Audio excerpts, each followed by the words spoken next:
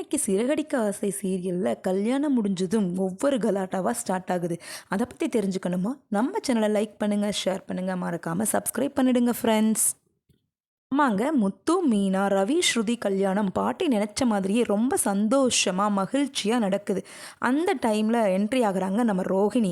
இது யார், இந்த பொண்ணு எங்கேயோ பார்த்த மாதிரி இருக்கே அப்படின்னு பாட்டி கேட்கும்போது மனோஜ் எப்படியோ சொல்லி சமாளிக்கிறாரு. இதுவா பாட்டி, நம்ம ஷோரூமில் வேலை செய்கிற பொண்ணு அப்படின்னு சொல்கிறாரு.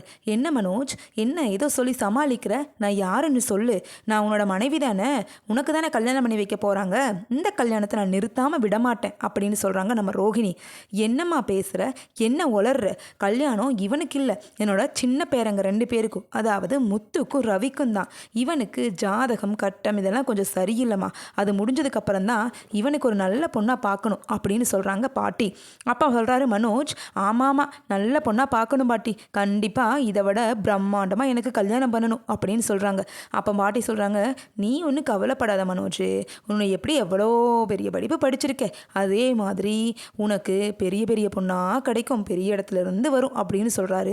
அப்போ நம்ம முத்து சொல்கிறாரு, ஆமாம் பாட்டி, நம்ம மலேசியா, ஜப்பானு, சிங்கப்பூரு, இவரை அங்கே கேட்டாக இங்கே கேட்டாக, அப்படி பெரிய பெரிய ஆஃபராக வரும் பாட்டி, எங்களுக்கெல்லாம் தான் ஏதோ லோக்கல்லையே ஏதோ பூ விற்கிற பொண்ணும் இங்கே ஏதோ ஒரு பலகுரல் பொண்ணும் கருத்து பார்த்து பிடிச்சி கல்யாணம் பண்ணிக்கிட்டோம் அப்படின்னு சொல்கிறாங்க. டேய் முத்து, பேசாமல் மரியாதையாக போயிடுறா அப்படின்னு மனோஜ் பொங்கி எழுகிறாரு. அந்த டைமில் பார்த்தீங்கன்னா ரோஹிணி, ஏன் நானும் இந்த வீட்டு மருமக தானே, ஏன் என்கிட்ட சொன்னால் ஆகாதா அப்படின்னு சொல்கிறாங்க. ஏன் பாட்டிக்கு என்ன ஆச்சு அப்படின்னு கேட்கும்போது நம்ம ரோஹிணியோடைய ஃப்ரெண்டு வித்யா பார்த்தீங்கன்னா அவங்கக்கிட்ட சொல்கிறாங்க, ரோஹிணி தயவு செஞ்சு நீ எந்த ஆட்டத்தையும் இங்கே ஆரம்பிக்காது, பாட்டி ரொம்ப உடம்பு சரியில்லாமல் இருக்காங்க, அவங்களுக்கு இப்போதைக்கு மனசுக்கு நிம்மதி தேவைப்படுது, அதனால தான் இந்த மறுபடியும் கல்யாணம், இதை பார்த்தா கல்யாணம் மாதிரியா இருக்குது, ஏதேதோ கூத்தடிக்கிறாங்க, பார்த்தாலே எனக்கு இரிட்டேட் ஆகுது, நான் ஃபஸ்ட்டு கிளம்புறேன் அப்படின்னு சொல்லும்போது மாமியார் அதாவது விஜயா வராங்க.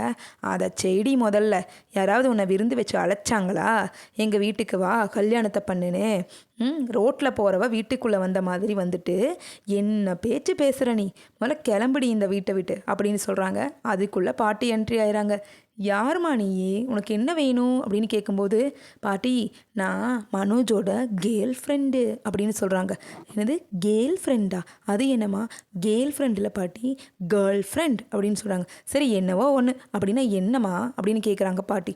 அப்போ சொல்கிறாங்க, நான் தான் மனோஜை கல்யாணம் பண்ணிக்க போகிறேன் அப்படின்னு சொல்லும்போது, கல்யாணம் பண்ணிக்க போறியா அப்படின்னு முதலே தெரிஞ்சிருந்தா 2 மேடையில் இன்னொரு மேடையை போட்டிருப்பனேம்மா, என்னோட 3 பேரங்களோட கல்யாணத்தையும் பார்த்து சந்தோஷப்பட்டிருப்பனே, அதெல்லாம் விடுமா, இந்த காலத்தில் இதெல்லாம் சாதாரணம், என்ன விஜயா சொல்கிற, இந்த பொண்ணையே பார்த்து பேசி முடிச்சிருவோம்மா அப்படின்னு சொல்கிறாங்க.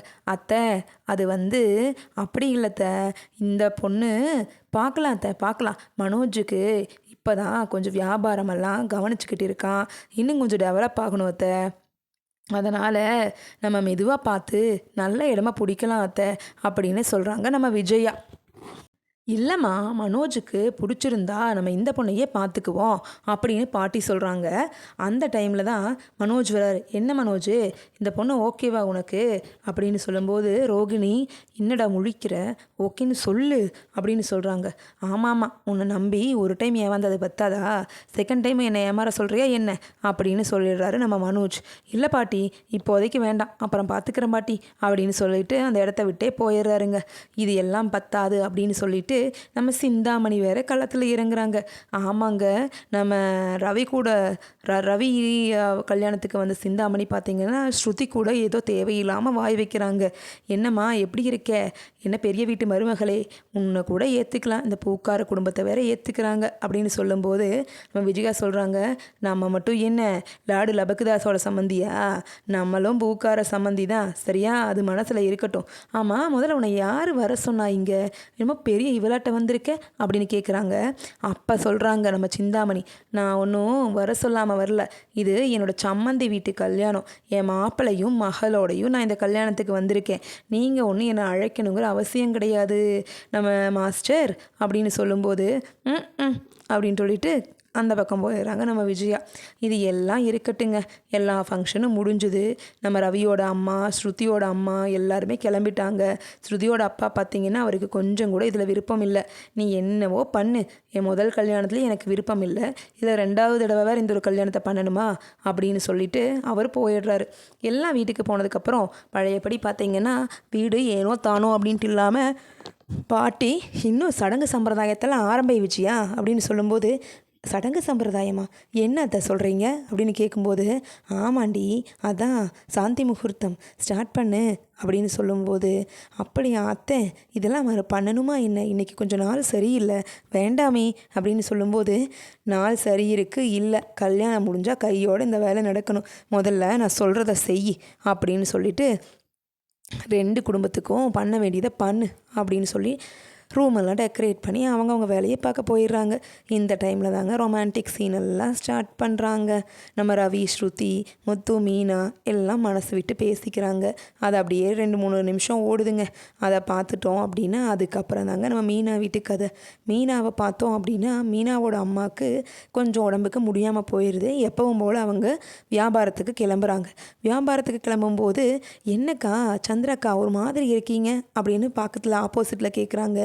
இல்லைம்மா, நான் நல்லா தான் இருக்கேன், எனக்கு ஒன்றும் இல்லை அப்படின்னு சொல்லிட்டு போகிறாங்க. ஆமாக்கா, நம்ம சத்யா நல்லா இருக்கானா என்ன, ஆளை இந்த பக்கம் பார்க்குறதே இல்லை அப்படின்னு சொல்லும்போது, நல்லா இருக்காம்மா, நேற்று கூட வந்திருந்தான், நல்லா தான் இருக்கான், சத்யா இங்கே தான் இருக்கேங்கிறா, நான் தான் சரி அவங்க மாமியாருக்கு கொஞ்சம் ஒத்தாசையாக இருக்கும், மாமனார் வேறு வெளியூர் போயிட்டாரா, அதனால் 2 நாளைக்கு இருந்துட்டு வான்னு அனுப்பி வச்சேன் அப்படின்னு சொல்லி ஏதேதோ சொல்லி சமாளிக்கிறாங்கங்க.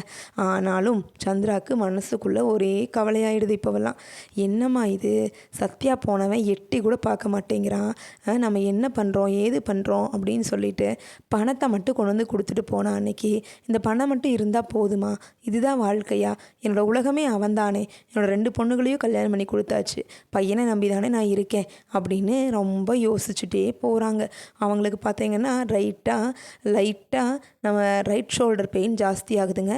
எப்படியோ கஷ்டப்பட்டு இது எப்பவும் போல தான், ஏதோ கேஸ் ட்ரபிள் போல் அப்படின்னு நினச்சிட்டு அவங்களுடைய வியாபாரத்தை பார்க்குறாங்க. அப்படின்னு பார்க்கும்போது எல்லா வியாபாரம் முடியறதுக்கு மணி 5, 6 ஆகிடுதுங்க. அப்போ பார்த்தீங்கன்னா கஷ்டப்பட்டு வீட்டுக்கு வராங்க. வீட்டுக்கு வந்துட்டு அவங்களுக்கு ஒத்த ஆளாக சமைச்சு சாப்பிட சுத்தமாக பிடிக்கல. என்ன செய்யலாம்னு யோசிச்சுட்டு பேசாமல் போய் படுத்துடுறாங்க. அவங்க கொஞ்சம் கூட என்ன பண்ணலை, சாப்பிடணுங்கிற ஐடியாவும் இல்லை. அப்படியே போக போக வீடு ஓப்பன்லேயே இருக்குது. இவங்க பாட்டுக்கு மயங்கி விழுந்துடுறாங்க. அப்போ வராங்க பக்கத்து வீட்டுக்காரு.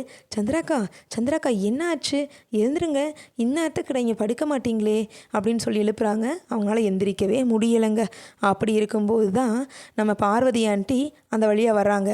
பார்வதி ஆண்டி கேட்குறாங்க, இவங்களா, என்ன பூ வேணுங்கிறதுக்காக வந்தேன், என்ன ஆச்சு இவங்களுக்கு அப்படின்னு கேட்கும்போது, அவங்களுக்கு என்னன்னு தெரிலம்மா, ரொம்ப உடம்புக்கு முடியலை, ஏதோ மயங்கிட்டாங்க போல் அப்படின்னு சொல்லும்போது, சரி இருங்க, நான் மீனாவை கூப்பிட்றேன் அப்படின்னு சொல்லிட்டு உடனடியாக யாருக்கு கால் பண்ணுறாங்க, நம்ம மீனாவுக்கு கால் பண்ணுறாங்க. மீனா வர்றாங்க. வந்து ஹாஸ்பிட்டல் கூப்பிட்டு போயிட்டு கொஞ்சமாக இது ஒன்றும் இல்லைம்மா, ரொம்ப கவலையாக இருந்திருக்காங்க, அதனால தான் லைட்டாக ஹார்ட் அட்டாக் வரக்கும் ஹார்ட் அரெஸ்ட் ஆகிறதுக்கும் கொஞ்சம் நேரத்துக்கு முன்னாடியே கொண்டு வந்துட்டீங்கம்மா, இனி ஒன்றும் பிரச்சனை இல்லை, நம்ம ஹார்ட் டேப்லெட்ஸ் எல்லாம் கொடுக்குறோம், கொஞ்சம் கேர்ஃபுல்லாக அவங்கள கவலைப்படாமல் பார்த்துக்கோங்க அப்படின்னு டாக்டர் சொல்கிறாங்க. எங்களோட கவலை தீருமாங்க அப்படின்னா மறக்காமல் நம்ம சேனலை சப்ஸ்கிரைப் பண்ணுங்கள், லைக் பண்ணுங்கள், ஷேர் பண்ணுங்கள், மறக்காமல் பெல் பட்டன்